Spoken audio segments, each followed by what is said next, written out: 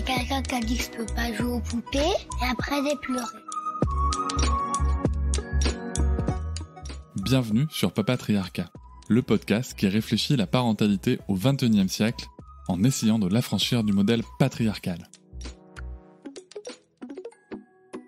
Comment ça marche le cerveau des enfants ? Moi, c'est une question que je me suis posée assez tôt dans ma paternité, puisque je me la suis posée carrément tout de suite. Tout simplement parce qu'en fait, j'avais déjà fait des études sur le sujet, sur le fonctionnement du cerveau de l'adulte, sur comment interagir entre adultes de manière efficace, sur les comportements, sur ce qui était motivant, pas motivant, etc., etc. Et c'est vrai que quand je me suis dit, tiens, je vais devenir papa, naturellement, je me suis dit, mais comment ça marche le cerveau des enfants ? Et bien, il se trouve qu'il y a un documentaire qui est sorti, qui s'appelle « Le cerveau des enfants, un potentiel infini » en 2017. Ce documentaire, il a été réalisé par Stéphanie Briand, qui est mon invitée du jour. Alors, Stéphanie Briand, elle est journaliste, réalisatrice, présentatrice de télévision, productrice et conférencière. Elle consacre depuis 7 ans son travail aux thématiques liées à la libération du potentiel humain. Outre le documentaire « Le cerveau des enfants » dont je vous ai parlé, elle a aussi écrit des ouvrages. Elle a écrit « Guide du cerveau pour parents éclairés ». Je l'ai lu et je vous le conseille. Elle a aussi écrit L'incroyable pouvoir du souffle, que j'ai lu, qui est étonnant et que je vous conseille. Elle a aussi écrit récemment L'incroyable pouvoir de l'amour et Réapprendre à respirer. C'est un petit cahier qui permet justement d'avoir des outils très pratiques pour réapprendre à respirer, pour se réapproprier son souffle, un petit peu travailler avec son corps. Elle a aussi fondé l'Académie du souffle et en 2022, du coup, l'Académie de l'amour, qui propose des outils pratiques, des événements et des formations en ligne sur ces sujets. Revenons au cerveau des enfants. C'est vrai ça, comment ça fonctionne ? Moi, c'est des questions que je me suis posées.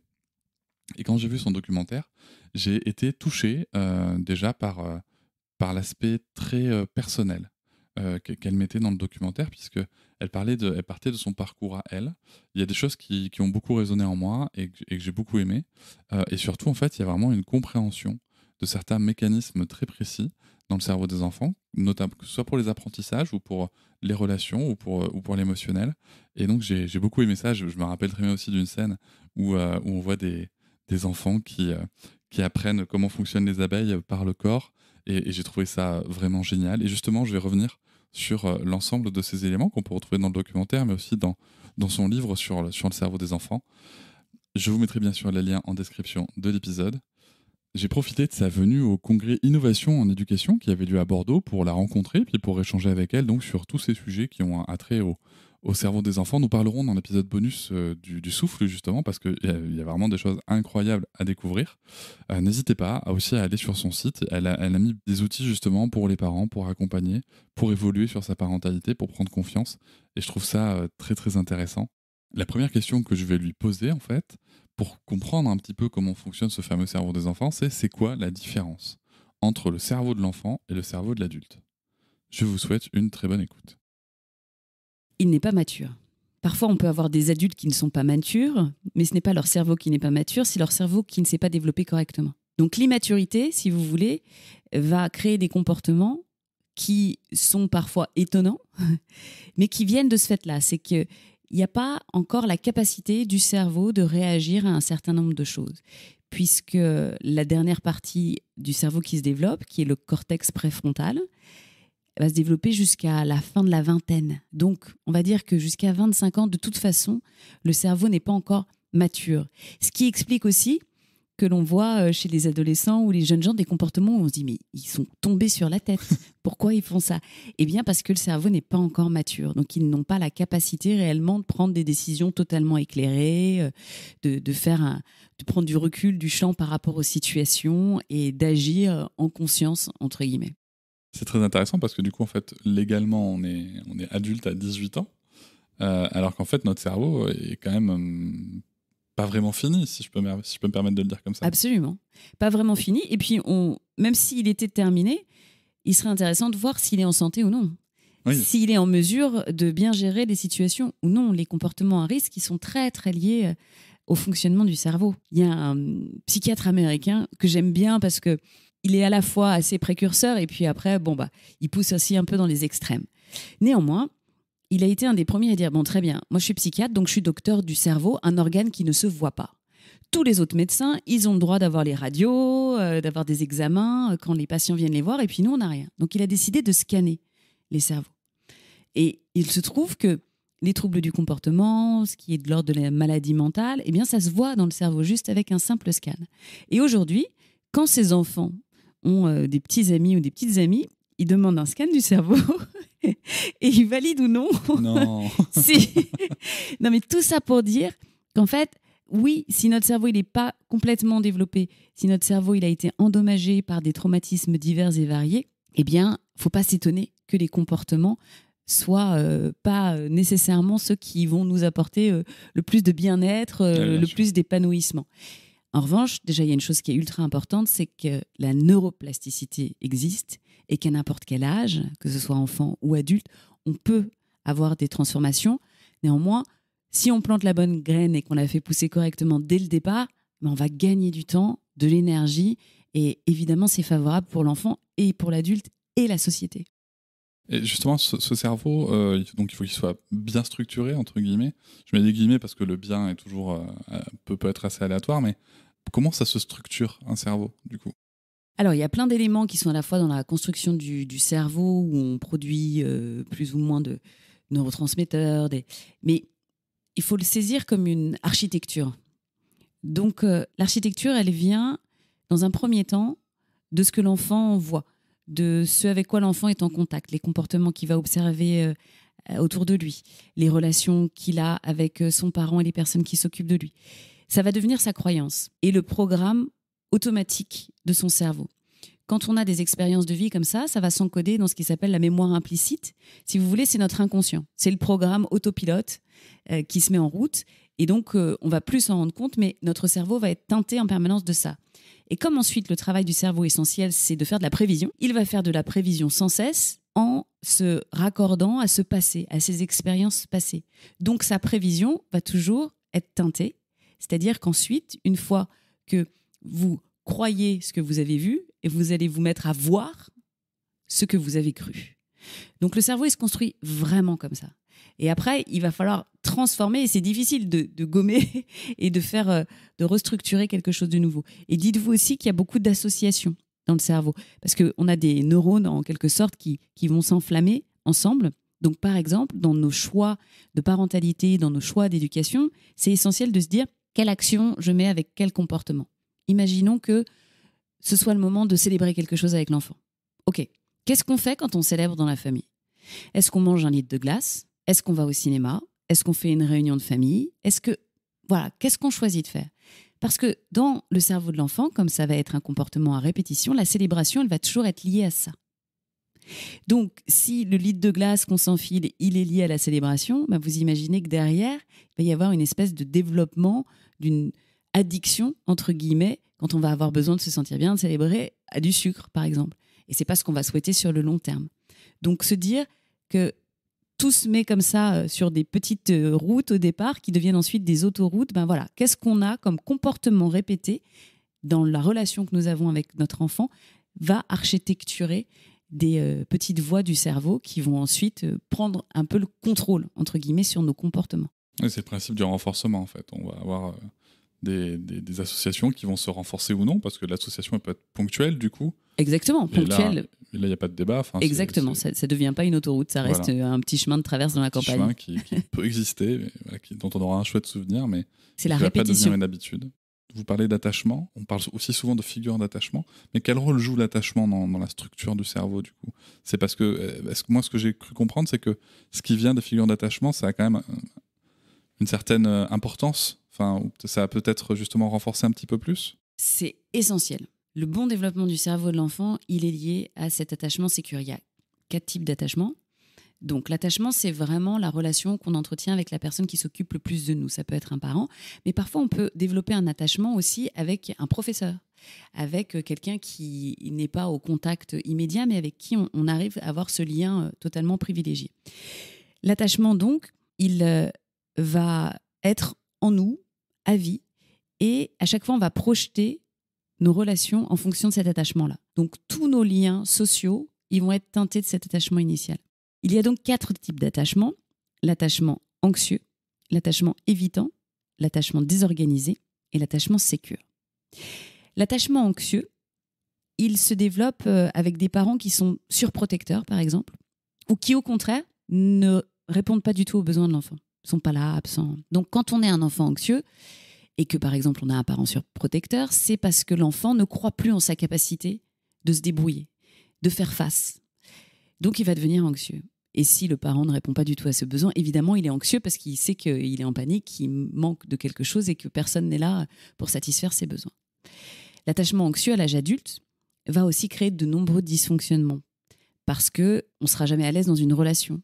L'anxieux, il a toujours l'impression qu'il va être quitté, qu'on ne trouve pas qu'il soit à la hauteur, donc il cherche davantage de proximité. Et ce sont des êtres qui vont avoir beaucoup de colère, qui vont faire exploser beaucoup les conflits, parce que justement, comme ils cherchent du contact et qu'ils ne savent pas comment l'obtenir et qu'ils ont très peur, ben il faut qu'ils créent le trouble pour recréer cette reconnexion. Donc ça devient, après sur le comportement, très très compliqué quand on a un attachement anxieux. L'attachement évitant, ce sont souvent des enfants qui ont grandi avec des parents pour qui le monde extérieur était plus important. Très sensible au quand dira-t-on. Donc, c'est bien de se comporter de cette façon-là. Je veux que tu te conformes à ces comportements parce que dans la société, moi, je veux être bien vu. Donc, faisant fi totalement des réels besoins de l'enfant. Et à l'âge adulte, l'évitant, il n'est pas du tout à l'aise avec l'intimité. Donc, il est un hyper indépendant. Mais un hyper indépendant qui a oublié qu'en fait, au départ, il a été victime d'une négligence. Il ne s'en rend pas compte.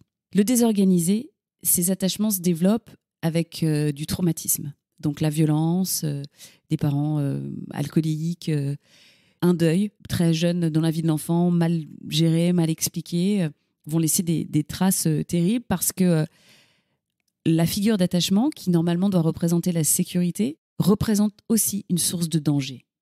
Donc dans le cerveau de l'enfant, c'est j'aime, mais en même temps cette personne me fait du mal, mais je l'aime et je veux rester près d'elle. Donc à l'âge adulte, qu'est-ce que ça crée ? Ça crée des personnes qui vont vous aimer à la folie, enfin, mettre ça sur le compte de l'amour, mais être très, très, très proche et fusionnel, et puis faire quelque chose de très violent à votre égard, vous trahir, vous faire vraiment avoir des actions qui vont vous faire du mal et vous abîmer. Et puis enfin, il y a l'attachement sécure, qui est donc le seul attachement souhaitable, et on a tous envie de tendre vers cet attachement-là, qui est quand le parent est disponible, disposé, là pour l'enfant, dans une grande disponibilité émotionnelle, où l'enfant se sent vu, l'enfant se sent entendu, l'enfant se sent accompagné, accepté tel qu'il est. Il n'y a pas d'amour conditionnel dans l'attachement sécure, c'est-à-dire que même si l'enfant ne se comporte pas comme le parent le souhaite, jamais on va retirer l'amour, jamais on va rentrer dans une dimension de chantage. Donc la sécurité est là dans la relation, parce que l'enfant sait qu'il peut être formidable ou aller vers des mauvais penchants et que ça ne changera pas la nature de sa relation avec son parent. Et dans ces attachements, évidemment, à l'âge adulte, eh bien, on peut créer une vie assez aisée avec autrui, avoir une vie de couple très épanouie. Pourquoi ? Parce que le conflit n'est pas un problème. On peut parler des choses, on aborde clairement les choses, on les solutionne. On n'imagine pas que ce serait mieux ailleurs. On sait que la vie, elle n'est pas toujours rose. Et on est un être donc sécurisant qui peut apporter de la sécurité à autrui. Et on est aussi en sécurité, c'est-à-dire qu'on ne s'inquiète pas de savoir comment l'autre va réagir. Et ces attachements, ils vont en effet structurer le cerveau de l'enfant.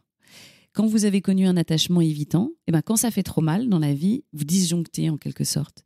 Et vous avez créé un programme justement dans le cerveau qui fait que pour vous préserver, vous allez vous couper. Vous développez l'imaginaire très fort pour vous extraire justement des situations douloureuses. Quand vous avez un attachement anxieux, votre système nerveux, il est sursollicité. Vous avez une très mauvaise régulation, donc ça va aussi s'imprégner dans votre cortex préfrontal, la dernière partie du cerveau qui se développe, parce que c'est là que la régulation des émotions a lieu. Et ça ne s'est pas fait correctement. Quand vous avez un attachement désorganisé, alors là, oui, le système nerveux dysfonctionne énormément et le cortex préfrontal, en général, quand on regarde au scanner, on voit qu'il est très altéré.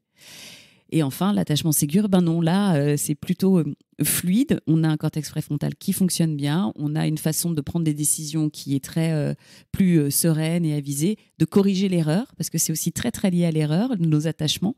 Ce qu'on va après avoir dans la gestion de l'erreur, elle est corrélée à ça, dans le fonctionnement vraiment du cerveau. Donc, c'est la base essentielle de la sécurité. Et c'est très important aussi de faire une chose pour le développement du cerveau et créer cet attachement sécure, c'est de se regarder dans les yeux. Quand on est parent d'un jeune enfant qu'on le nourrit, par exemple, mais surtout ne pas faire autre chose pendant qu'on le fait. Parce que c'est un moment où on plonge dans les yeux de l'enfant. Que ce soit au sein ou au biberon, on doit être connecté à cet enfant. Et par les yeux, on va créer de la sécurité, justement. Et c'est là qu'on commence à construire cet attachement sécure. Et c'est là que l'enfant il commence à saisir ce que c'est que d'être en lien avec son parent et qui va développer, justement, son cerveau correctement.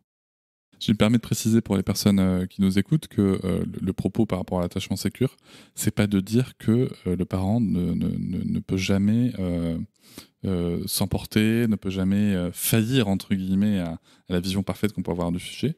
C'est juste comprendre qu'au contraire, ça peut être même intéressant quand de transmettre, de profiter de ces moments-là pour transmettre comment est-ce qu'on s'excuse, comment est-ce qu'on reconnaît qu'on n'aurait pas dû se comporter ainsi.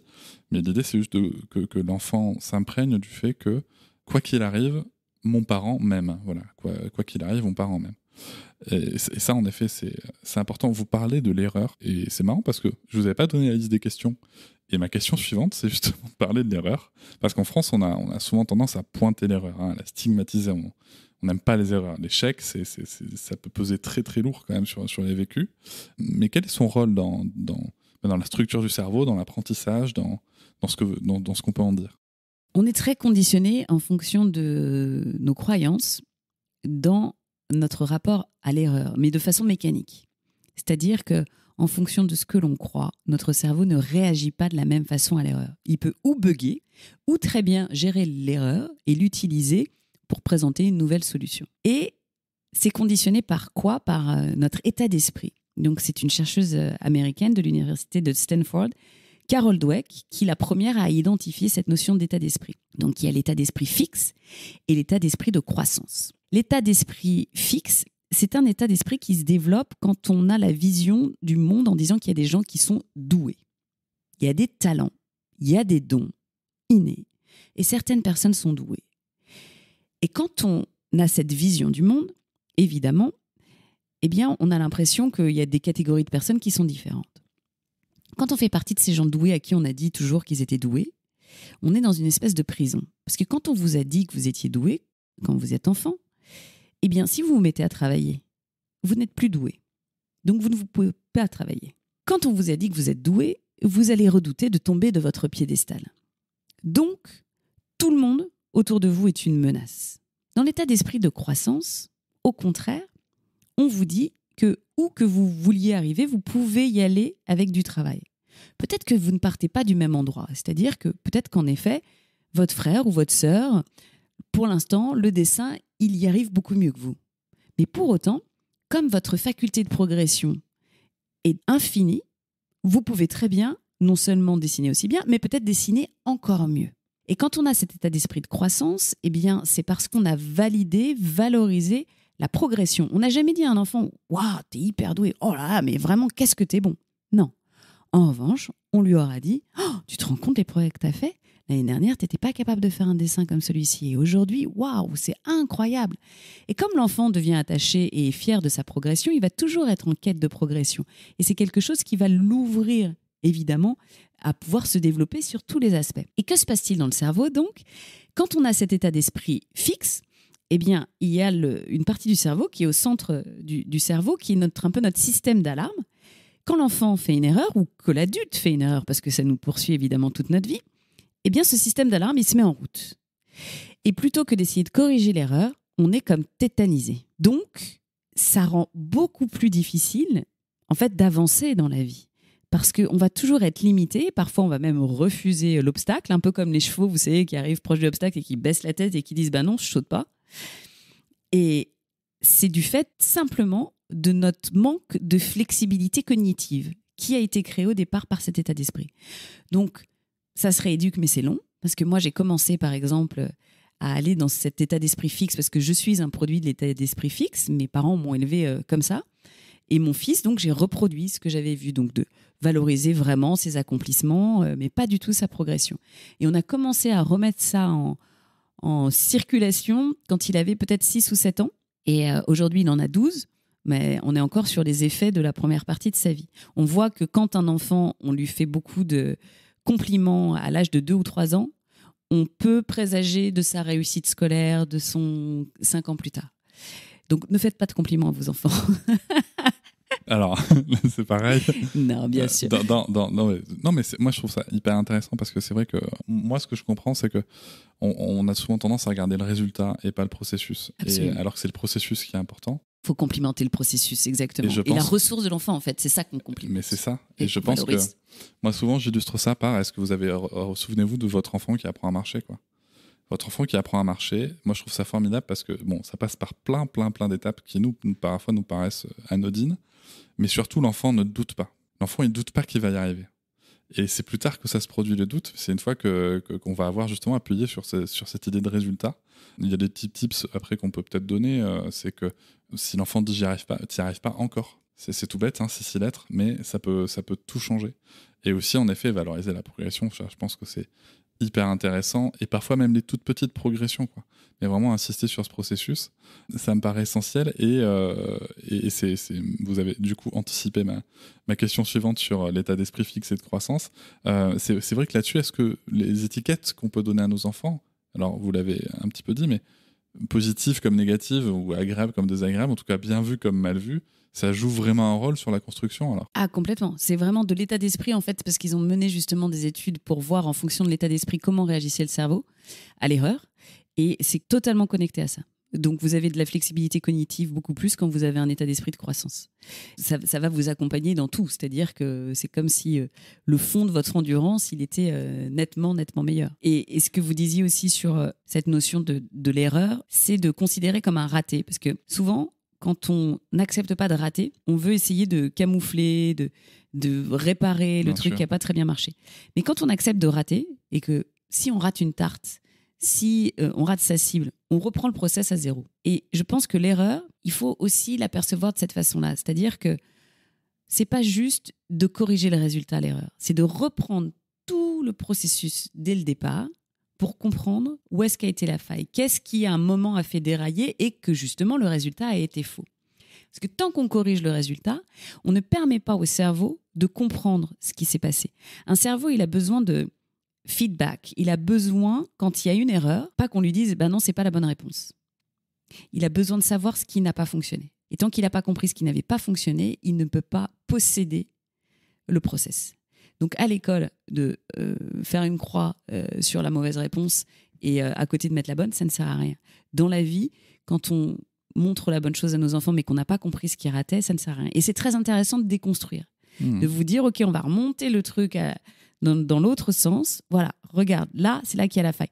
Et c'est ce qu'on fait dans l'entrepreneuriat, dans les startups, justement, quand on est dans cette perception d'un design absolument parfait et qu'à chaque fois, on dit « Ah bah là, non, c'est pas parfait. Donc, tiens, on essaye de savoir ce qu'on peut modifier pour avoir des conséquences différentes. » On parlait tout à l'heure des lois de conséquences. Bah voilà, les conséquences sont un résultat. Donc, quand on veut changer le résultat, il faut aller rechanger l'intégralité du processus.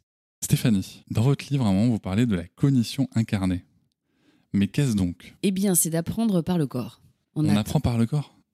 On apprend essentiellement par le corps, en fait. D'accord. C'est pour ça qu'il y a eu souvent un grand échec du système scolaire. On essaie de remplir les têtes alors qu'on ne saisit pas que c'est par le corps qu'on apprend et qu'on est fait pour expérimenter les choses, pour avoir des sensations, pour saisir dans nos perceptions. Et d'ailleurs, ça se fait dans le cerveau sans qu'on s'en aperçoive. En fait, il se passe des choses quand on comprend et qu'on apprend. Et donc, je me suis intéressée à, en effet, comment est-ce qu'on allait pouvoir se dire, repensons les apprentissages. Et je suis allée, notamment pour le film Le cerveau des enfants, dans une école à Los Angeles, où on essayait de faire comprendre le monde des abeilles, la pollinisation, en transformant les enfants en abeilles. Et avec les nouvelles technologies, en leur permettant de se projeter sur un mur virtuel, de voir comment il fonctionnait, de savoir ce qu'il fallait faire pour permettre aux fleurs de vivre. Et c'était incroyable parce qu'ils avaient saisi cet apprentissage de façon très profonde, c'est-à-dire qu'ils possédaient véritablement leur sujet. Ce n'était pas un concept externe qui n'était pas très clair et qui ne les touchait pas. Et en plus, ils ont mis beaucoup de compassion et ils voient le monde des abeilles après de façon totalement transformée. Mais il y a aussi d'autres façons de faire, et notamment pour ça, j'avais interviewé un chercheur de Stanford qui avait décidé d'apprendre les maths par le biais du mouvement. Les enfants, quand ils commencent à apprendre les fractions, souvent, il y a un décalage. Pourquoi ? Parce qu'ils ont appris jusque-là l'addition, la soustraction. Et la fraction, c'est plus du tout le même fonctionnement. Parce que quand vous voulez multiplier par 2 sixièmes, les enfants, ils comprennent pas en fait que les 2 facteurs vont grossir ou qu'il faut ajouter. Ils vont ajouter d'un côté, mais pas de l'autre. Ils perçoivent pas ce décalage. Et donc, ils ont fait travailler des enfants où ils leur mettaient des petits capteurs dans chacune des mains, sans leur dire qu'on travaillait les fractions. Hein. Mais il y avait un écran devant eux qui était au rouge, et quand ils avaient la bonne position des mains, il passait au vert. Donc, quand ils faisaient un écartement juste des mains, il était au vert. Et après, on leur demandait de continuer, d'avancer, de grandir, en fait. Et donc, les enfants, ils devaient faire un écartement proportionnel des mains. Souvent, ils levaient juste les 2 mains en même temps. Ils oubliaient de faire un petit décalage proportionnel. Donc, ils étaient dans leur mode de pensée habituel de l'addition. Donc, je lève les 2 mains en même temps. Bien sûr. Et puis, ils voyaient que ça passait au rouge. Donc, ils ne comprenaient pas. Et ils essayaient autre chose. Et puis, soudainement, ils voyaient que dès qu'ils réajustaient la main un peu plus haut, là, ça repassait au vert. Donc, petit à petit, ils commençaient à avoir le mouvement juste, où directement, ils faisaient un petit décalage, et quand ils montaient les mains, ils en mettaient une un peu plus haut que l'autre. Et c'était génial parce qu'on voyait justement dans le cerveau qu'il y avait une espèce de résistance au départ. C'est « je comprends pas, je comprends pas, je comprends pas, je comprends pas ». Et à un moment, le cerveau a lâché au moment où justement le corps s'est mis à comprendre. Et ces enfants, le jour où on leur a mis sur le papier les fractions, ils ont compris tout de suite. Parce que le cerveau avait déjà intégrer ce shift-là. Et donc, par le corps, ils se sont mis à comprendre la fraction de façon beaucoup plus claire. Et il y a plein de choses qu'on peut faire comme ça, par le mouvement, justement, les apprentissages par le mouvement. Et d'autre part, il y a aussi tout l'aspect de mettre notre système d'apprentissage dans les meilleures conditions pour apprendre. Et donc, par exemple, de faire de l'exercice physique. On sait que ça va favoriser l'apprentissage. Commencer la journée par un peu d'exercice physique pour les enfants, ça fait qu'en classe, ils apprennent nettement mieux. Oui, on le voit d'ailleurs dans votre documentaire. Hein. Je crois qu'il y a une école qui commence par une récréation, quoi, en fait. Oui, exactement. Et qui commence par une récréation. Et on doit faire plusieurs aussi petits breaks, comme ça, physiques, pour réactiver les choses. Et on n'en fait pas assez. C'est bien, il y a du sport qui a été rajouté dans les écoles. C'est super. Donc c'est une bonne chose. Mais ce que j'ai entendu aussi beaucoup dans les écoles, c'est ok, mais moi je suis professeur et je sais pas du tout, je suis pas prof de sport, donc je sais pas quoi faire. Donc parfois aussi on n'a pas de connaissance de ce qu'il faudrait faire. Et il y a des techniques physiques qui vont provoquer des effets positifs, des petits jeux, des petites choses qu'on peut faire. Donc voilà, la cognition incarnée, c'est à la fois de se dire j'apprends par le corps me donne du feedback que sinon je n'aurais pas. Parce que quand vous êtes, pour reprendre l'exemple des fractions, vous n'avez pas de feedback. Et là, avec son processus, tout de suite, on voyait que ça ne marchait pas. C'est pour ça qu'il y a aussi des méthodes de mathématiques qui sont très efficaces parce qu'elles donnent du feedback comme ça à l'enfant. Et quand on fait juste sur table, non, on l'a pas. Donc, le jeu peut permettre d'avoir comme ça cette compréhension de non, là, ça n'a pas marché. OK, qu'est-ce qui va faire que ça va potentiellement marcher ? J'en parlais avec une autre invitée aussi, apparemment c'est important que le feedback soit immédiat ou quasi immédiat. Oui, oui, parce que sinon on ne peut pas être vraiment connecté avec ce qui a été fait. Donc c'est là, en plus, c'est encore mieux quand c'est modifiable. C'est-à-dire que là, avec l'appareil qu'il avait créé, non seulement les enfants avaient du feedback, mais en plus s'ils corrigeaient, tout de suite ça changeait. Ouais. Donc c'était très très clair, même s'ils étaient incapables de le mettre en mots. Et c'est ça qui est formidable, hein, c'est de posséder... l'information. Il y a d'ailleurs des notations aux États-Unis que j'avais trouvées très intéressantes où quand on est au niveau 1, c'est qu'on a un peu compris. Au niveau 2, c'est qu'on est capable de faire correctement. Au niveau 3, on commence à être dans la bonne maîtrise. Et au niveau 4, on peut transmettre parce qu'on a vraiment intégré. Et cette compréhension-là, c'est justement de l'ordre de la cognition incarnée. Vous l'avez en vous. Ça a infusé vos cellules.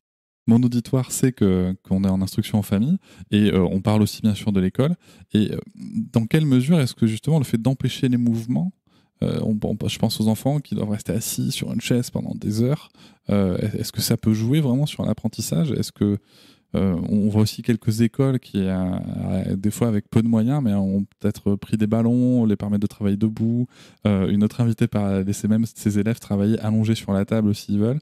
Est-ce que le mouvement, vraiment, même aussi simple, on va dire, sans exercice prédéfini, ça peut aider l'apprentissage? Ça peut aider l'apprentissage parce qu'en fait, ça va mobiliser ce qui s'appelle la mémoire de travail.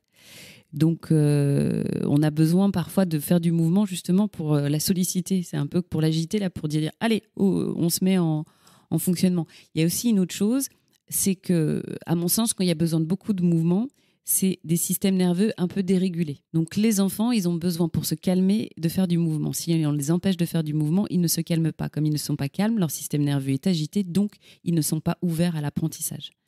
C'est un cercle vicieux. Donc c'est pas nécessairement que le mouvement facilite l'apprentissage, mais le mouvement va permettre à ceux qui en ont besoin de les mettre dans les conditions de l'apprentissage. Et évidemment, on n'est pas fait pour être assis aussi longtemps. Et en plus, on parlera peut-être un petit peu de souffle, mais on voit que les respirations des enfants sont transformées à partir de l'âge où ils rentrent à l'école, où on les fait s'asseoir beaucoup plus longtemps. Et quand le souffle est transformé, le souffle est altéré, que la respiration est modifiée, eh bien on fait monter les niveaux de stress. Et donc, on leur permet absolument pas d'apprendre sereinement. Le système, il n'est pas prêt à recevoir beaucoup d'informations. Donc oui, il y a toute une chose à repenser et puis surtout de se dire que l'apprentissage, il se fait pas juste parce qu'on nous transmet quelque chose, d'aller bouger, d'aller faire de l'expérience, C'est génial aussi de représenter les choses par le corps. La dernière fois, j'ai vu une petite vidéo sur l'oxygénation du corps. Et donc, les médecins qui avaient dessiné à la craie et qui faisaient les globules qui se baladaient, et ben là, on voit. Et quand on demande à des enfants de faire des jeux de rôle, par exemple, justement sur le corps humain, en disant comment ça marche la circulation sanguine, et puis on va prendre des petits chemins, et là, c'est bon, vous êtes sûr qu'ils vont comprendre, ils auront bougé, et ils auront vraiment intégré ce que c'était. Ils sont capables de le décrire vraiment en détail. C'est pas abstrait. C'est passionnant. Moi, j'adore ces sujets-là. Pour vous qui nous écoutez, si jamais vous voulez réagir, si vous êtes d'accord, pas d'accord, si vous avez des questions, vous pouvez aller sur le lien qui est en description pour laisser un message audio sur SpeakPipe et potentiellement on pourra apporter une réponse dans le podcast. On a parlé tout à l'heure un petit peu des croyances, des étiquettes. Moi, il y a quelque chose qui m'est venu comme ça, c'est OK, on a compris, les croyances vont façonner, vont se programmer en nous quand elles sont répétées. Pareil pour les stéréotypes, les étiquettes. Mais du coup, quand on est parent et qu'on n'a pas spécialement conscience de ses propres croyances, du coup, est-ce qu'il y a des astuces qui existent pour en prendre conscience et éviter de les transmettre, surtout si elles sont peut-être un peu handicapantes dans la vie? Eh bien justement, de lire des livres, de faire tous les apprentissages qu'on peut faire dans les masterclass. J'essaye aussi d'amener les parents à prendre un peu de recul sur eux, à se dire « Ah bah oui, tiens, j'ai ça ». Et d'observer, la première chose pour moi, c'est qu'est-ce qui vous gêne dans les comportements de vos enfants? Qu'est-ce qui vous pose des problèmes? Qu'est-ce que vous trouvez inadmissible? Qu'est-ce que vous aimeriez modifier? Parce que ça, c'est votre schéma quelque part qu'il a vraisemblablement créé. Donc plutôt que de voir l'enfant avec une action qui ne vous convient pas, dites-vous que c'est là-dessus que vous avez à bosser. Donc potentiellement, vous avez ça qui n'est pas en place. Et puis il y a une chose qui m'intéresse beaucoup en ce moment, c'est sur les notions de narcissisme des parents, parce que je pense qu'on peut être très toxique pour nos enfants, justement, sans s'en rendre compte, et qu'il y a un vrai questionnement à avoir. Donc moi, je me suis vraiment beaucoup documentée sur le narcissisme, pas les notions de pervers narcissiques, les comportements narcissiques, que maintenant on met aussi un petit peu à toutes les sauces, mais on en a tous des comportements narcissiques, mais on ne les a pas tous au même degré. En revanche, je crois que c'est ça qui abîme le lien avec nos enfants. Donc, de pouvoir travailler là-dessus, c'est capital. Et de comprendre ce que c'est, et de comprendre, ça, OK, comportement narcissique. Dès qu'on est aussi dans le contrôle, qu'on essaye d'imposer des choses, c'est qu'il y a quelque chose à, justement, rendre un peu plus souple chez nous. Donc, voilà, pour s'améliorer, pour se rendre compte de ce qui cloche, c'est important de prendre du champ, mais avant de prendre du champ, d'être enseigné. Parce que tant qu'on ne peut pas reconnaître la chose, on ne va pas la voir. Mais plus on est informé, plus on est capable de voir ce qui potentiellement peut entraver, nous aussi, notre bien-être et notre libération. Et puis aussi, c'est très important de voir les fonctionnements de codépendance qu'on a avec les uns et les autres dans la famille, dans la fratrie, directement avec l'enfant, avec ses propres parents, de vous dire, OK, quelle est moi ma place et quel rôle je joue pour les uns et pour les autres, et quel est le rôle peut-être dont je n'arrive pas à me départir, parce que souvent, c'est tellement connecté à notre identité que on est attaché à cela et on a des comportements qui ne correspondent pas nécessairement à ce qu'on voudrait faire, mais parce qu'on n'arrive pas à sortir dans ce rôle-là. La famille, c'est vraiment un jeu de rôle en permanence. Et de pouvoir le déconstruire, c'est assez aussi essentiel. Pour des enfants qui se construisent, on a besoin de parents qui se déconstruisent. Je suis tout à fait d'accord avec cette très belle phrase.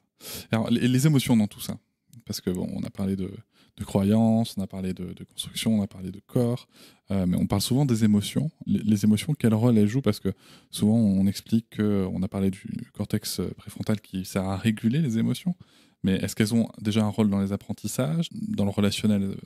Ça paraît assez évident, mais peut-être lequel? Et surtout, est-ce qu'elles ont un rôle dans le développement du cerveau? Alors, les émotions, en fait, elles sont saines à partir du moment où elles ne collent pas. Et si elles collent, elles deviennent des états. Et donc là, ça devient plus compliqué. C'est pour ça que la partie régulation émotionnelle, elle est très, très, très importante. Et donc, elle se passe dans le bon développement de cette dernière partie du cerveau. Les émotions, on parle aussi beaucoup de l'amygdale, donc qui est aussi le centre de la peur. Donc ça, c'est la nature, on va dire, plus ancestrale des émotions. Mais après, on a plein d'émotions qui sont attées aussi des expériences. On a toute une mémoire émotionnelle. Et c'est par l'émotion, d'ailleurs, qu'on arrive aussi à accéder à la mémoire. Et les mémoires émotionnelles, elles vont laisser des traces chimiques dans notre cerveau qui s'appellent des engrammes. C'est-à-dire que toutes vos mémoires, elles ont comme une petite capsule et qui libère quelque chose. Le traumatisme, c'est ça aussi. Souvent, on a une mauvaise compréhension du traumatisme, c'est-à-dire qu'on lie le traumatisme à un événement traumatisant. Le traumatisme, c'est une réponse du système nerveux à un événement. Mais on ne peut pas considérer que l'événement est traumatisant. Parce que ça peut très bien être un déménagement, une brouille avec un petit camarade de classe, qu'un deuil, que de la violence d'un parent, ou un jour un enfant qui s'enferme dans des toilettes publiques et qui a l'impression que c'est le dernier jour de sa vie. Et que, voilà.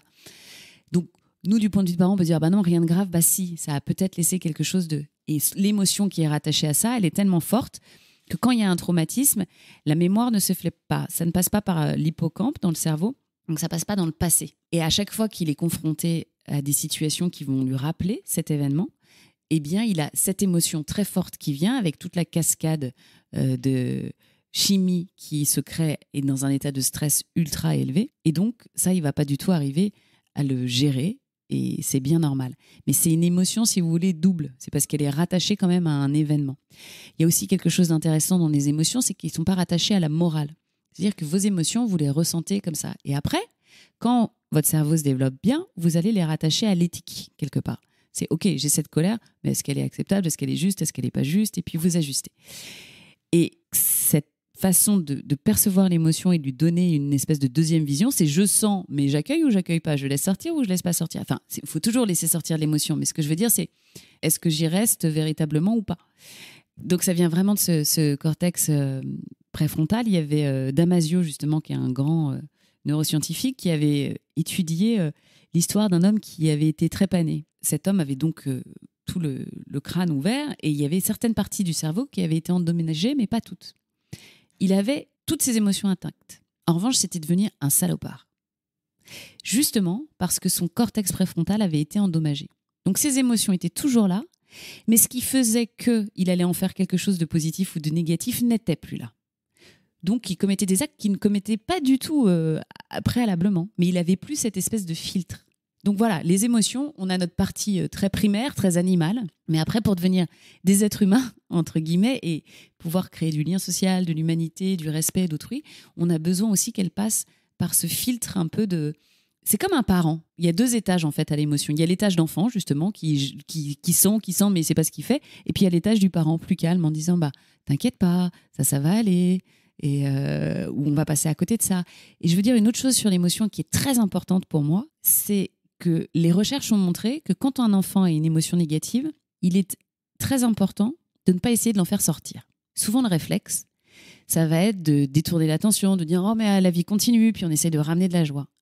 Et quand on fait ça, on amène justement des enfants à fuir leurs émotions parce qu'ils ont l'impression qu'on n'est pas à l'aise avec une émotion négative. Et sur le long terme, c'est aussi très lié aux attachements. Ça crée beaucoup d'attachements évitants. Donc, quand il y a un problème, on n'y fait pas face, on fuit, on avance, on continue. Mais on ne va jamais régler ce qu'il y a vraiment au fond et qui fait mal.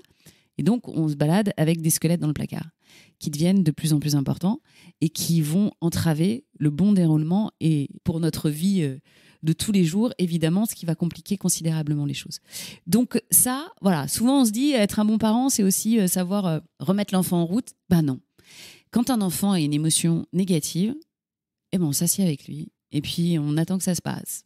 Et on lui parle pas nécessairement, on n'essaie pas de le réconforter nécessairement, on est juste là, on peut lui tenir la main, d'avoir un contact physique, c'est vrai que ça va quand même aider. Mais voilà, surtout de ne pas essayer de faire qu'il passe à un autre état qui soit plus positif, soi-disant, parce qu'il n'y a aucun problème avec les émotions négatives. C'est pour ça que j'aime bien la notion d'émotion désagréable et agréable. Parce que y a cette notion de désagréable à la place de négatif, par exemple, ça permet de mettre en avant le fait que c'est désagréable pour l'enfant, mais du coup, c'est aussi pas agréable pour nous, quoi, pour nos parents. Et bien souvent, en plus, c'est là où tout s'entremêle, hein, les croyances, comment est-ce qu'on a grandi. C'est que bien souvent, quand on veut éviter ces émotions désagréables, c'est déjà parce que nous, on ne sait pas quoi foutre avec les nôtres. Et que du coup, comment aider notre enfant, on se sent du coup souvent bien souvent incompétent. En plus, il y a un vrai sujet, on ne va pas forcément le développer, mais il y a un vrai sujet genré derrière. Sur justement le développement des émotions, hein. C'est plus souvent aux petits garçons à qui on va dire ton émotion, t'es gentil, tu la mets de côté, tu pleures pas, tu t'as pas à dire ça, à part la colère et la joie. Mais il y a vraiment ce côté où ça peut être un vrai défi aussi pour l'adulte justement de rester à côté de l'enfant qui traverse un moment difficile en ayant l'impression que son rôle c'est forcément de trouver une solution, alors que non. Et aussi parce que ça peut peut-être raviver des choses à l'intérieur de nous qui sont justement désagréables. Oui, absolument. Et puis pour moi, quand j'entends négative et positive, j'y vois pas un jugement moral, j'y vois plus un aspect de polarité physique. Justement, aussi négative va entraîner de la transformation du positif. Parce que désagréable, ça veut dire qu'on va la dissoudre. Mais ça veut pas dire qu'on va la transformer. Vous voyez ce que je veux dire ? Mmh. Alors que du négatif, on peut passer au positif. Et J'aime beaucoup l'image. Ouais, non, mais ouais. Et je trouve ça aussi intéressant de se dire ça. C'est que quand c'est négatif ou désagréable, ça va en effet toucher à quelque chose, et souvent nous, en tant que parents aussi. Mais tant que ça demeure désagréable, ça restera toujours désagréable. Et peut-être qu'à un moment, en fait, on va arriver à que ce ne le soit plus. Donc, c'est comme de la même façon qu'il y a des colères très saines. Il y a des colères qui nous réveillent et donc là, on est négatif-positif. Et ça, pour moi, il y a un truc assez enthousiasmant et qui donne aussi beaucoup d'espoir. Donc, c'est pour ça que je comprends tout à fait cette notion de ne pas vouloir stigmatiser. Mais après, je me dis, oui, mais il y a aussi un aspect qui peut être... Non, mais carrément. Mais je vous remercie de l'avoir expliqué parce que c'est vrai que c'est un point de vue que je n'avais pas encore entendu. Et j'aime bien cette idée on peut en faire quelque chose de positif. Sans tomber non plus toujours, hein, je sais que je prends toujours beaucoup de pincettes dans le podcast, mais sans tomber non plus dans il faut être toujours positif. On a aussi pas du tout. Voilà, on a aussi le droit d'être dans le négatif et justement de vivre ce moment négatif. Et c'est certainement en le vivant et en l'acceptant comme un moment négatif que il viendra autre chose, en tout cas. Et puis un moment négatif, ça peut être un très grand moment de connexion. Bien sûr, complètement. Donc voilà, quand on se sent pas bien et qu'on est entouré, voilà. Et c'est là aussi où on le transforme en positif. C'est qu'il y a quelque chose qui s'en crée, quoi. Ça a été, ce que vous dites là, c'est marrant parce que je vais rapporter ça à une expérience personnelle. Moi, la première fois que j'ai vu les deuils un peu comme on pouvait les voir dans les séries américaines où il y avait beaucoup, sachant que dans mon entourage, c'était pas ça en fait. Hein. C'était il y avait l'enterrement et puis après chacun rentrait dans ses pénates et il y avait vraiment qu'un côté famille proche. Et c'est là où j'ai vu le voisinage. C'était dans des films, hein, le voisinage qui amène à manger, qui machin, et puis tout le monde. Et voire même on fait la fête, quoi. Et du coup, j'ai vécu ça il y a pas longtemps, malheureusement. Mais ce moment justement négatif où on va créer du lien, on va s'entourer parce qu'on sait des fois il faut juste être là. Et il y a aussi ce fameux moment où on dit mais je sais pas quoi dire à la famille en deuil, mais en fait rien, juste soyons là, et puis parlons d'autre chose, même s'il faut de complètement autre chose, mais créons du lien, et c'est vrai que ça rapproche, et ces moments émotionnels sont vraiment importants. Pour terminer cet épisode qui est déjà très très riche en informations, j'avais une question un petit peu pour synthétiser quelques éléments. Si vous aviez 3 astuces majeures comme ça pour aider notre cerveau, alors pas forcément que celui des enfants, hein. Parce qu'on a bien compris que s'occuper du cerveau des adultes, c'est certainement un bon moyen pour s'occuper du cerveau des enfants. Si vous aviez 3 astuces comme ça à transmettre à l'auditoire, quelles seraient-elles ? Premièrement, trouver des stratégies pour réguler notre système nerveux qui, sur le long terme, permettent de l'amélioration. on a tous des stratégies pour faire baisser notre niveau d'anxiété. On vit dans une société ultra anxiogène. Souvent, justement, nous n'avons pas eu d'attachement sécure pendant l'enfance parce qu'il n'y a que 50% de la population qui reçoit cet attachement. Donc, on a mis en place des systèmes. Et ça peut être, pour certains, de regarder des séries, pour d'autres, de boire un verre, de fumer, d'être accro à son téléphone portable, d'être tout le temps entouré de monde, peu importe qu'elle soit. Mais en tout cas, il y en a qu'on peut mettre en place et qui vont nous permettre d'avoir une croissance générale, d'aller mieux, de mieux réguler notre corps, de mieux réguler notre système, de nous rendre plus disponibles émotionnellement. Et ça, de le mettre en œuvre, ça permet toute une cascade de changements très positifs pour notre parentalité et pour les êtres humains qu'on est dans la société. Donc, première chose, voilà, trouver, et par la respiration, par la méditation, il y a des clés vraiment qui sont très puissantes. Le numéro 2, c'est jamais lâcher la main des enfants, jamais laisser filer la relation. Parce que quand il y a des entailles, il faut savoir les réparer. Donc, apprendre à réparer. C'est essentiel. Et en permanence, pas laisser du temps passer. Quand il y a quelque chose qui s'est produit, il faut prendre le temps de le réparer immédiatement. Et la troisième chose, c'est quelque chose que j'ai apprise récemment, c'est apprendre l'art du conflit. On n'apprend pas à se disputer. On apprend la communication non violente, on apprend toujours en positif, justement. Et on apprend moins à faire face au négatif. Et aujourd'hui, je vois beaucoup de personnes qui sont en souffrance parce que justement, ils ont tous les bons codes. Ils ont appris les bases de la communication non violente, ils veulent être des personnes respectables, donc ils font attention à ce qu'ils font. Mais à l'intérieur, c'est pas prêt. Donc, ils sont en désaccord avec ça. Donc, si on devait voir ce qui se passe dans leurs hormones au moment où ils disent les choses, on verrait qu'il y a un décalage. Et ce décalage, il fait beaucoup souffrir. Et en plus, il crée aussi des problèmes parce que quand on envoie une énergie et qu'on dit des mots qui sont différents, eh ben, c'est très troublant, notamment pour le cerveau des enfants. Donc, ça, c'est pour moi un travail qui, à la fois, est ultra joyeux parce qu'on va voir justement quelles sont nos zones rouges, on va apprendre beaucoup sur soi, et qui est très enrichissant et qui permet l'élément précédent que je citais, de ne pas abîmer la relation. En tout cas, de la réparer à chaque fois qu'on fait un petit accro. Voilà. Et puis en plus, c'est une super opportunité pour, dès le cocon familial ou le couple, osons le dire, transmettre à nos enfants que tout le monde ne sera pas toujours d'accord et que parfois, il faut bien faire avec. Et voilà, c'est hyper important. Que le conflit est sain. Ah oui, tout à fait. Qu'il n'y ait pas de conflit ne l'est pas. Donc, c'est qu'il y a un manque de sécurité s'il n'y a pas de conflit. Et puis moi, ça me permet de justement aussi peut-être de reposer votre raisonnement tout à l'heure, c'est que le conflit qui est perçu comme négatif, une fois qu'il est sain, qu'il est traité de manière saine, permet de passer justement généralement sur un état positif. Un état positif qui peut être « Ok, nous ne serons pas d'accord ». Le conflit, c'est une opportunité de resserrer les liens. Dans mon dernier livre que j'ai écrit sur l'amour, l'incroyable pouvoir de l'amour, justement, j'ai fait toute une partie avec des chercheurs qui sont devenus vraiment experts du conflit et qui ont vu quelles étaient les bases d'un conflit réussi. Et l'important, c'est de se souvenir qu'en réalité, quand on rentre dans un conflit et quand on en sort, on doit sortir mieux quand on en sort que quand on y est entré. Et quand on sait bien s'y employer, c'est toujours le cas. Et qu'est-ce qu'on est bien après ? Parce que qu'est-ce qu'on est proche en fait ? Parce que le conflit, c'est le besoin de proximité. Quand vous avez une dispute qui éclate sur quelque chose, c'est parce que vous vous sentez trop loin de l'autre. Que ce soit dans le cadre du travail, que ce soit Donc vous avez besoin de vous rapprocher. C'est ça la vraie finalité du conflit. Et on peut le réussir. Merci beaucoup pour tout ça. Du coup, votre dernier livre, en effet, L'incroyable pouvoir de l'amour, est à retrouver dans toutes les bonnes librairies. Et peut-être que ça sera l'occasion d'un nouvel épisode, parce que le sujet est, je pense, passionnant. Merci beaucoup, Stéphanie Brien. Merci Cédric, et merci à tous pour votre attention. Je vous remercie de m'avoir écouté. Je vous invite à vous abonner au podcast sur votre plateforme préférée et à me retrouver sur Instagram, TikTok, Facebook et sur le blog papatriarca.fr. À bientôt.